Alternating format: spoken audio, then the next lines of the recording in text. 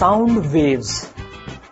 Sound बड़ा ही interesting chapter होने वाला है, मजेदार कंसेप्ट है साउंड के, बड़े मजेदार। देखिए साउंड तो हम प्रैक्टिकली दिन भर लगभग काम में लेते ही हैं। कोई बोल रहा है उसको हम सुन रहे हैं, म्यूजिक सुन रहे हैं, उसमें अलग अलग म्यूजिकल इंस्ट्रूमेंट्स हैं, तबला बज रहा है, गिटार बज रहा है, बहुत सारे इंस्ट्रूमेंट्स बज रहे हैं, सबकी साउंड हम पहचानते हैं लगभग। हमारे फ्रेंड्स बातें जो हमसे करते हैं, हम बिना देखे बता सकते हैं यार ये कौन सा दोस्त बोल रहा है। ऐसा कैसे? भाई साउंड की कुछ कैरेक्टरिस्टिक्स होती हैं, वो सब हम समझने जाएंगे इस चैप्टर में, वो सब हम समझेंगे इस चैप्टर में। साउंड कैसे प्रोपागेट करती है, क्या कैरेक्टरिस्टिक्स होती है, बड़ी मजेदार चीजें हम सीखने जा रहे हैं साउंड वेव्स चैप्टर में।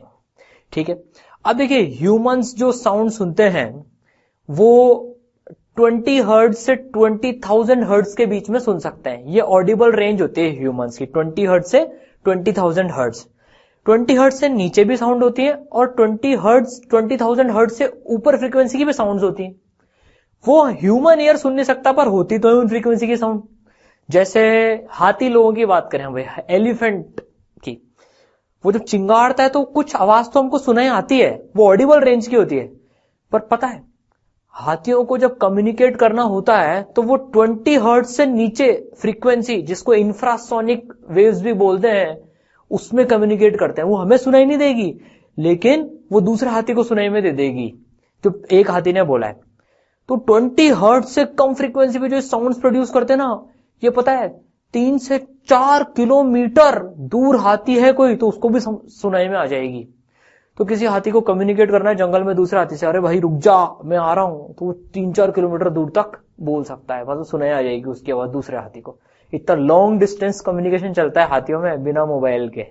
ठीक है, तो बड़ी इंटरेस्टिंग चीजें हैं साउंड वेव में। अब देखिए हम साउंड प्रोड्यूस कर रहे हैं, ठीक है।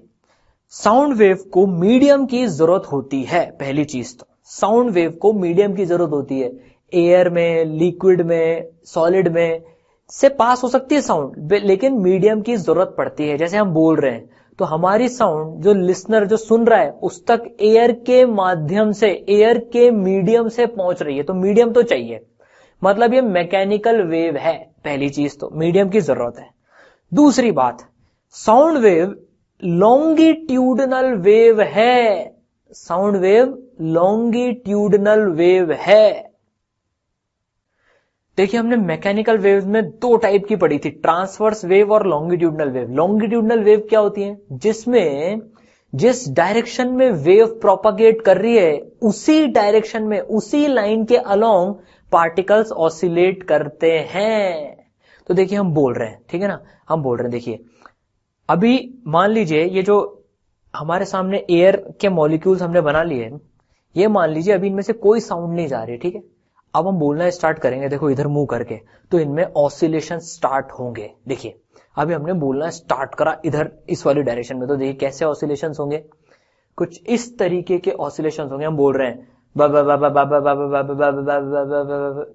तो देखिए ये ऑसिलेशंस हो रहे हैं, साउंड इस वाली डायरेक्शन में ट्रेवल कर रही है, और देखिए हर पार्टिकल भी जो है इसी डायरेक्शन में ऑसिलेट कर रहा है, इसी डायरेक्शन में ऑसिलेट कर रहा है। तो जो वेव प्रोपागेट होने का, वेव चलने का जो डायरेक्शन है, उसी लाइन के अलोंग पार्टिकल्स ऑसिलेट कर रहे हैं। That is why it is longitudinal wave. Sound wave is a longitudinal wave. तो हम इसमें इस चैप्टर में लॉन्गिट्यूडनल वेव्स की प्रॉपर्टी पढ़ेंगे साउंड वेव के थ्रू, ठीक है।